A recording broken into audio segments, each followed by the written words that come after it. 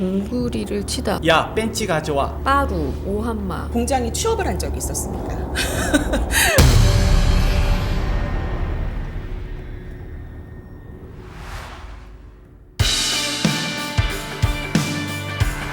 안녕하십니까. 건설 현장의 건강한 언어문화 조성을 위한 학술 세미나에 참석해주신 여러분께 감사드립니다.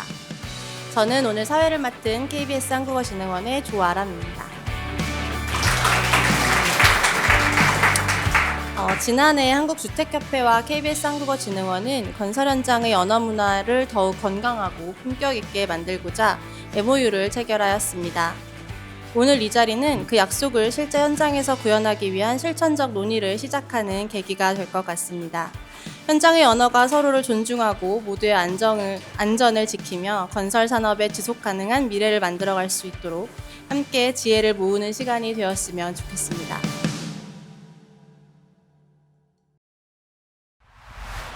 한국의 건설 현장은 숙련된 인력이 고령화되면서 이미 외국인 노동자 없이는 현장을 운영하기 어려울 만큼 다문화, 다언어 환경으로 빠르게 변화하고 있습니다. 오늘 이 자리를 통해서 그동안 각 현장에서 고민해왔던 문제들을 이제는 제도적 차원에서 다시 바라보는 전환점이 되어서 정부와 산업계, 학계가 함께 논의하는 핵심 정책 의제가 되기를 소망합니다. 가끔 이런 질문을 받습니다. 나는 누구일까? 어떻게 대답하실 수 있을까요? 내가 보는 나도 나겠지만 남이 보는 나가 진짜 날 겁니다. 외국인 노동자가 거친 말을 하고 욕을 했다고 한다면 먼저 우리가 그들에게 그런 언어를 썼을 것입니다. 그리고 지금 아시는 것처럼 한류와 한국어는 전 세계적인 인기입니다. 그런데 이렇게까지도 알고 계신가요? 제국주의적 언어가 아닌 언어가 순수하게 문화의 힘으로 전 세계에 퍼져나간 것은 우리나라 한글과 한국어가 유일하다고 합니다. 우리가 우리의 이 아름답고 자랑스러운 한글과 한국어를 전 세계에 어떻게 알릴 것인가, 어떻게 가르칠 것인가에 대한 그 방법과 어떤 교육 철학이 아직은 정립되지 않은 것 같습니다. 그렇기 때문에 오늘 이 자리가 더더욱 소중하고 뜻깊다고 생각이 됩니다. 건설 현장이라 그러면 이제 저는 옛 기억 그냥 뭐 그게 노가다라는 기억으로 이제 기억이 나거든요. 건설 현장의 언어라는 것이 정말 사회적인 안전하고도 굉장히 이제 직결되는 문제가 되어 버렸습니다. 그래서 어떤 구성원이 자신의 언어적인 어떤 그런 소통이 되지 않는 사회에서 뭔가 불이익을 받는다는 건 인권의 침해를 받는 거다라는 생각을 하고 있습니다. 그래서 이번 이 학술 세미나야말로 저희가 산업사회와 언어 공동체에 기여할 수 있는 정말 실천적인 그런 세미나가 아닌가라는 생각을 가지고 있고요. 그래서 무척 기쁘게 이 행사를 준비했습니다. 교재의 대화가 어떤 거냐면, 야, 벤치 가져와. 한국 교육 쪽에서는 야, 이게 교재로서 타당하냐? 타당하지 않냐? 현실적으로 안 맞는 얘기가 아닌가 싶은 생각이 듭니다. 어린아이를 키울 때 보면 어린아이들이 어렸을 때는 부모님한테 존댓말을 하잖아요. 엄마 여기 앉으세요. 뭐 아빠 이거 드세요.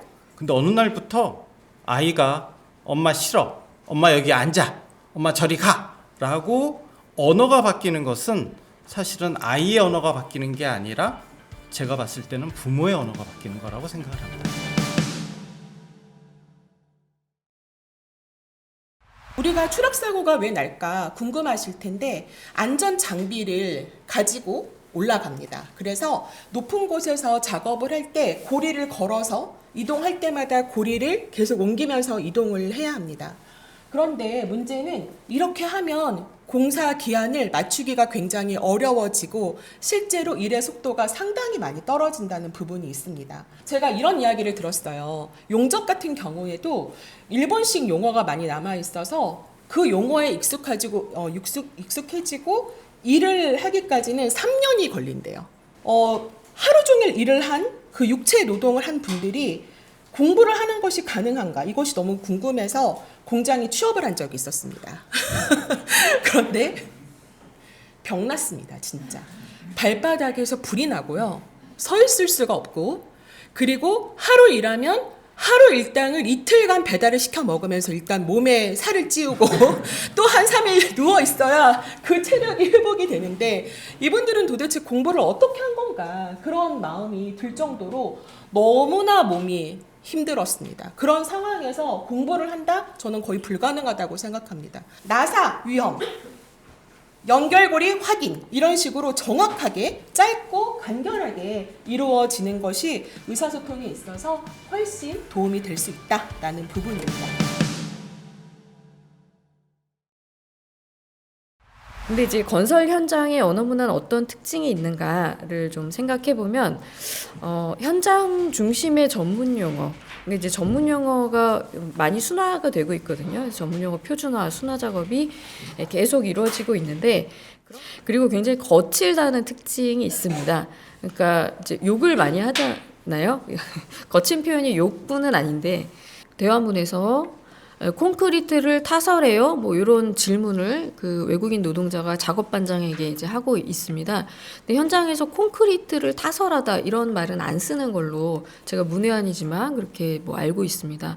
뭐 이제 공구리를 치다 뭐 이런 말을 쓰더라고요. 네. 바라시, 나라시 뭐 이런 말들. 그다음에 뭐 빠루, 새 지렛대를 가리키는 말이고요. 오한마, 뭐 쇠망치를 이렇게 가리키고 구배, 기울기, 뭐 이런 것들. 그다음에 뭐 갑바를 박는 방수포를 의미한다고 합니다. 입국 전 그리고 입국 후에 언어 교육, 안전과 관련된 언어 교육이 이제 매우 필요하다라는 것을 시사합니다. 외국인 근로자를 위한 한국어 교육의 연구 성과는 일반 목적 학습자는 물론이고요. 그리고 뭐 결혼 이민자나 학문 목적 학습자 등의 특수 목적 학습자를 대상으로 한 연구와 비교하였을 때도 상대적으로 미비하고 그 비중도 크지가 않습니다. 먼저 일단 용어의 규정과 통일이 필요하다고 봅니다.